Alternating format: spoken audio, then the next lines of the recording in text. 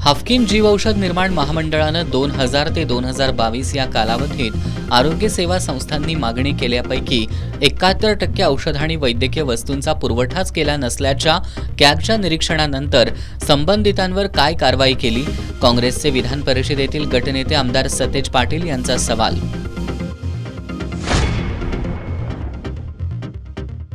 प्रशांत कोरटकरवर कायद्यानुसार कारवाई करू, पालकमंत्री प्रकाश आंबेडकरांची इंडिया आघाडीच्या शिष्टमंडळाला ग्वाही.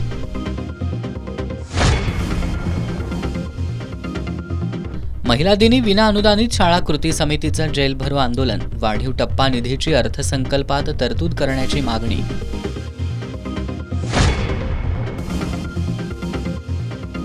शिवाजी विद्यापीठात क्रांतीज्योती सावित्रीबाई फुले, महात्मा ज्योतिबा फुले आणि राजाराम मोहन रॉय यांचे पुतळे उभारण्यासाठी ब्लॅक पॅन्थरनं केलं भीक मागो आंदोलन. आंदोलनादरम्यान विद्यापीठ प्रशासनाचा केला निषेध.